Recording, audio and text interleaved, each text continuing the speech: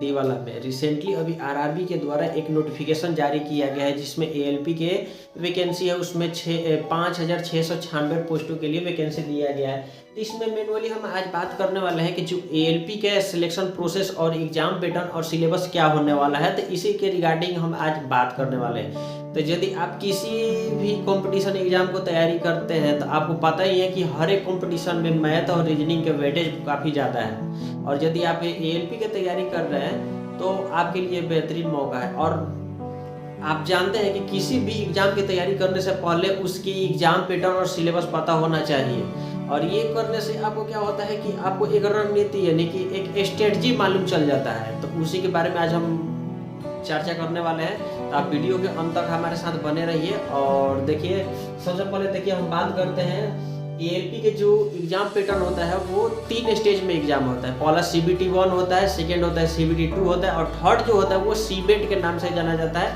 यानी कि computer based aptitude test कहा जाता है उसको, और इसी को साइको के नाम से भी हम जानते हैं। ठीक है, तो CBT 1 और CBT 2 क्या होता है ये हम जान लेते हैं कि CBT 1 यानी कि कंप्यूटर बेस्ड टेस्ट होता है इसमें।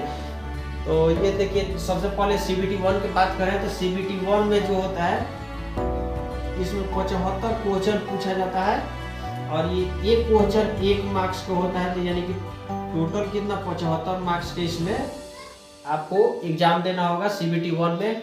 और कितना यहाँ पे आपको टाइम मिलेगा, तो यहाँ पे 60 मिनट आपको टाइम मिलेगा ये पेपर करने के लिए। और जो CBT 1 होता है इसमें 1/3 इसमें नेगेटिव मार्क्स भी है।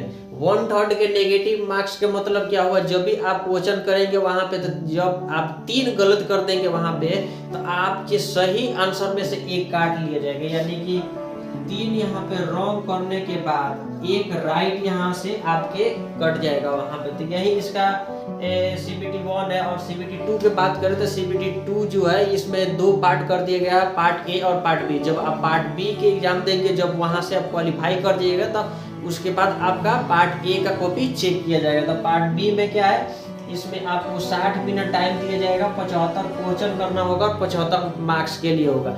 इसमें आपके ट्रेड से रिलेटेड इसमें क्वेश्चन पूछा जाएगा। और सेकेंड यदि पार्ट ए की बात करें तो इसमें 90 मिनट में आपको 100 क्वेश्चन करना होगा, 100 मार्क्स के लिए होगा। इसमें आपके मैथ, रीजनिंग और जनरल अवेयरनेस से रिलेटेड इसमें क्वेश्चन पूछा जाता है। और थर्ड यहाँ पे है कंप्यूटर बेस्ड एप्टीट्यूड टेस्ट, यानी कि साइको से रिलेटेड इसमें है कि आपको एक कंप्यूटर पे एक फिगर डिस्प्ले कर दिया जाएगा, वहाँ पे आपको फिगर दिखलाया जाएगा, कुछ देर के बाद वो फिगर ब्लैंक हो जाएगा, उसके बाद एक फिगर दिया जाएगा कि आप उसमें से करेक्ट चुनिए। तो यहाँ पे कितना होगा, 8 टोटल यहाँ पे फिगर 8 टाइम आपको यहाँ पे दिया जाएगा वो करने के लिए। यदि आप किसी भी एक समय भी उसमें गलती करते रहे तो आपको वहाँ पे नेक्स्ट के लिए ऑप्शन नहीं दिया जाएगा, वहीं पे आप डिस्क्वालीफाई हो जाइएगा। तो अब इसके बाद हम बात करते हैं इसके CBT 1 के सिलेबस, CBT 1 के सिलेबस के। तो सबसे पहले जो CBT 1 में सिलेबस है, इसमें मैथ के क्वेश्चन है, रीजनिंग के है, जनरल अवेयरनेस है और जनरल साइंस है। ठीक है, तो ये समझना हमको होगा कि 4 पार्ट से इसमें क्वेश्चन आने वाला है। तो सबसे पहले हम समझते हैं कि मैथ में हमें कहाँ पढ़ना है, रीजनिंग में कहाँ पढ़ना है, और जनरल साइंस में क्या पढ़ना है, जनरल अवेयरनेस में क्या है, इसका सिलेबस क्या क्या है। तो सबसे पहले देखते हैं यहाँ पे मैथ का जो सिलेबस है यहाँ पे लिखा हुआ है, और आप किसी एक ब्लैंक पेज पे उसको लिख कर आप याद कर लीजिए, जिससे आपको ये पता चलेगा कि हमारा सिलेबस कितना कवर हुआ और कितना बाकी रह गया। उसके अकॉर्डिंग आप अपने स्टडी में स्पीड ला सकते हैं, उसमें एक्यूरेसी आप ला सकते हैं। तो हमारे तरफ से यही अनुरोध रहेगा। तो सबसे पहले इसमें जो है, इसमें BODMAS, decimal and fraction, LCM और एचसीएफ के क्वेश्चन इसमें सिलेबस दिया गया है। Ratio and proportion, percentage, mensuration, time work and time distance के इसमें सिलेबस दिया गया है।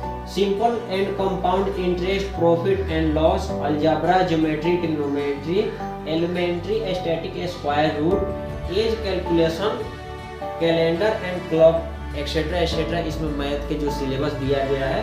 और यदि आप चाहते हैं कि इन सब टॉपिक को कवर हमारे साथ करना चाहते हैं, तो हमारे साथ आप सबसे पहले चैनल को सब्सक्राइब कीजिए और बेल आइकन को दबाइए। हम अब इसका सिलेबस को कवर करने की कोशिश करेंगे। अब बात करते हैं यहाँ पे रीजनिंग यानी कि मेंटल एबिलिटी। तो मेंटल एबिलिटी में सबसे पहले ये समझिए कि इसमें जो रीजनिंग का दो पार्ट है, वर्बल और नॉन वर्बल, इसमें दोनों पार्ट दिया गया है। पहला है analogy, alphabetical and number series, ठीक है, और सेकेंड है कोडिंग एंड डिकोडिंग, थर्ड है मैथमेटिकल ऑपरेशन, फोर है रिलेशनशिप, 5 है सिलोजिज्म, तो 5 है jumbling, Venn diagram, data interpretation and sufficient, conclusion and decision making, similarity and differentiation. और इसका जो सिलेबस है जनरल अवेयरनेस के, तो इसमें पूछा जाएगा फिजिक्स, केमिस्ट्री, मैथ, इसमें किसी भी प्रकार का हार्ड क्वेश्चन नहीं आएगा। यह जो है 10th लेवल से इसमें क्वेश्चन पूछा जाएगा, ऐसा नहीं है कि इसमें बी और बीएससी रिलेटेड इसमें क्वेश्चन पूछा जाएगा, ऐसा कभी नहीं होगा। और जो इसका 4 नंबर है यानी कि जनरल अवेयरनेस, उसी को बोला जाता है करंट अफेयर। तो करंट अफेयर में आपको पढ़ना होगा साइंस एंड टेक्नोलॉजी से रिलेटेड, आपको कि हमारे देश में क्या एक्टिविटी चल रहा है, कौन कौन से न्यू टेक्नोलॉजी आया है, और भारत सरकार किस टेक्नोलॉजी के तहत कार्य कर रहा है और कहाँ करना चाहती है, ठीक है। और सेकेंड बात कर रहे हैं कि स्पोर्ट्स से रिलेटेड जो खिलाड़ी है किनको क्या अवार्ड मिल रहा है, इनसे रिलेटेड आपको एक्टिविटी रहना पड़ेगा। और 4 नंबर जो है कल्चर, इकोनॉमिक्स, विधान के कला संस्कृति से रिलेटेड, जिसमें आपको क्वेश्चन देखने को मिल जाएगा। और इकोनॉमिक्स यानी कि भारत, यहाँ पे जो इकोनॉमिक्स अर्थव्यवस्था है, जैसे आरबीआई के द्वारा एक नीति हर एक 2 महीना के बाद आता रहता है, यानी कि मौद्रिक एवं साख नीति, और भारत सरकार के द्वारा हर एक साल में एक बार नीति आता है, उसे राजकोषीय नीति कहा जाता है। तो इससे रिगार्डिंग आपको एक्टिवेट रहना पड़ेगा। तो सबसे पहले CBT 1 पास होने के लिए सबसे पहले आपको मैथ और रीजनिंग को कवर करना होगा, क्योंकि इसी से अधिकतर क्वेश्चन में CBT 2 के एग्जाम आपको पता ही है। जो कि CBT 2 है, इसमें 2 पार्ट में एग्जाम लिया जाता है, पार्ट ए और पार्ट बी। पार्ट बी जो है एक क्वालिफाइंग पेपर होता है, जिसमें 1 घंटे का पेपर होगा, 75 क्वेश्चन पूछा जाएगा 75 नंबर के लिए। तो इसमें जब आप पार्ट बी को आप क्वालिफाई कर लीजिएगा, तो आपको पार्ट ए के लिए आपको भी आपका चेक किया जाएगा। अब बात करते हैं CBT 2 यानी computer based test exam second की बात करते हैं। तो इसमें जो है पार्ट 2 भाग में विभाजित किया गया, पार्ट ए और पार्ट बी।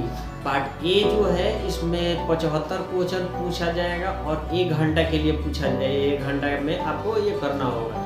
75 क्वेश्चन 75 मार्क्स के लिए होगा, 1 क्वेश्चन 1 मार्क्स के लिए होगा।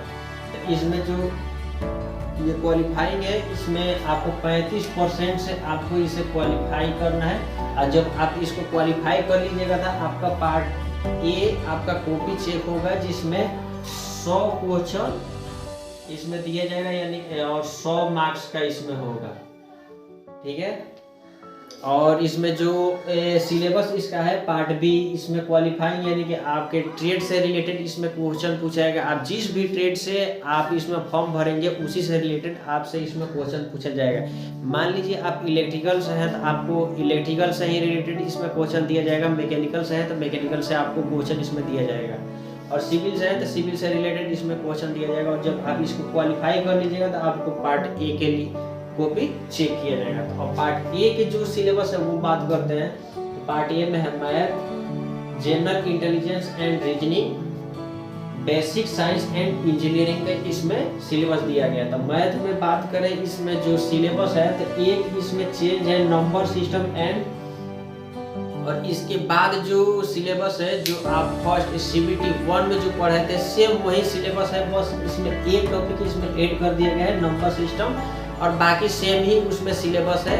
लेकिन जो आप CBT 1 में एग्जाम दिए थे उससे एडवांस लेवल की इसमें क्वेश्चन आपको दिया जाएगा, बस इतना आपको बात ध्यान में देना होगा। और बात सेकेंड करते हैं कि जनरल इंटेलिजेंस एंड रीजनिंग जो है इसमें क्वेश्चन क्या आएगा। तो इसमें रीजनिंग जो है सेम इसमें भी वही है, लेकिन इसमें 4-5 टॉपिक ऐसा है जो इसमें ऐड कर दिया गया। तो इसमें एनालिटिकल एंड रीजनिंग जो है उसमें फर्स्ट एग्जाम में नहीं दिया था, जो इसमें आपको दे दिया गया है। क्लासिफिकेशन नहीं दिया गया था, वो भी इसमें आपको क्लासिफिकेशन पढ़ना है, वर्गीकरण, ठीक है।